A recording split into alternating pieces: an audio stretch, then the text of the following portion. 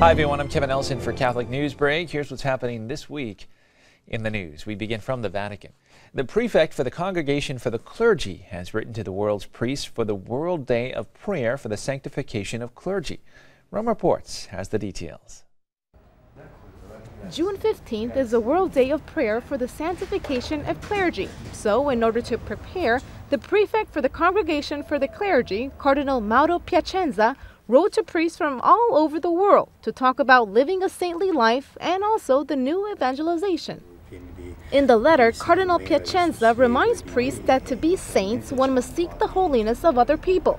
That process itself is something that must be worked at on a daily basis. He also talks about priests who have been, quote, personally and profoundly afflicted by the sins of some of our brothers. He goes on to say that, quote, a dark shadow of suspicion is cast over all the other fine priests who perform their ministry with honesty, integrity, and often with heroic self-sacrifice. The letter also talks about the Year of Faith, which begins in October of 2012. He calls on priests to reflect on the importance of why the Second Vatican Council was so key for the Church. Also about how catechism can be a tool for teaching the faith. And last but not least, he talked about the next synod on the new evangelization. Looking now at news from around the country, in his new ebook, A Heart on Fire, Catholic Witness in the Next America, Philadelphia Archbishop Charles Chaput discusses the ties between religious freedom and a good society. The Archbishop writes that the American experience of personal freedom is inconceivable without a Christian grounding. He said that although American culture today is nothing like the Founding Fathers' society in early America, Christianity remains the moral framework of the Western world, which must recognize religious liberty as a natural right to all of mankind. The Archbishop said that in response to growing threats against Christianity, Christians need to construct a religious culture and protect religious liberty through personal conversion and saying yes to Christ. According to the Archbishop, the only way to do it is to actually live what we claim to believe and to speak up vigorously for our rights and press elected representatives to do the same. The Archbishop says that nothing is more powerful or more attractive than personal example. In other news from the Vatican, a conference on peace was held at the Vatican, and the event hosted an unlikely speaker. Catholic News Service's Cindy Wooden spoke with Jimmy Wales, Wikipedia co-founder, about what the online world can teach people about peacemaking. Wikipedia founder Jimmy Wales, participating in a Vatican conference on peacemaking, spoke about what the online world can teach the Church about conflict resolution.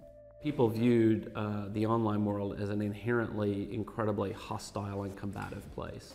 Well, Wikipedia has shown us even today a lot of the hostility that you see online is actually driven by poor software design.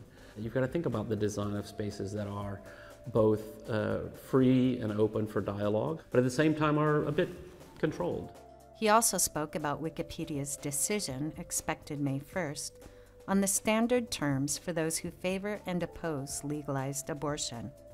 The most common terms, at least in the US, are pro-life and pro-choice, and both sides have complaints about those terms. However, they're the most common terms of self-identification, and so they're useful in that sense. And finally in the news, a few months ago in Illinois, the Cook County Medical Examiner's Office reported a backlog of more than 300 bodies in storage, more than its capacity.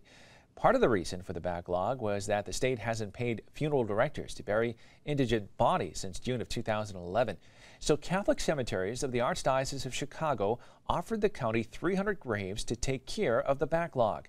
The first burial by Catholic cemeteries since the offer was made happened on April 25th, when 18 simple wooden caskets containing indigent adults and unborn babies were interred at Mount Olivet Catholic Cemetery.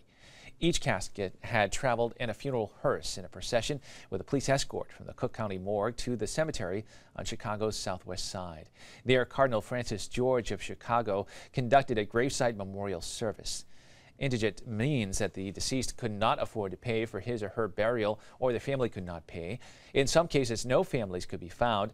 Though in many counties, unborn children are considered medical waste and are disposed, in Cook County, they are still considered human remains and must be buried.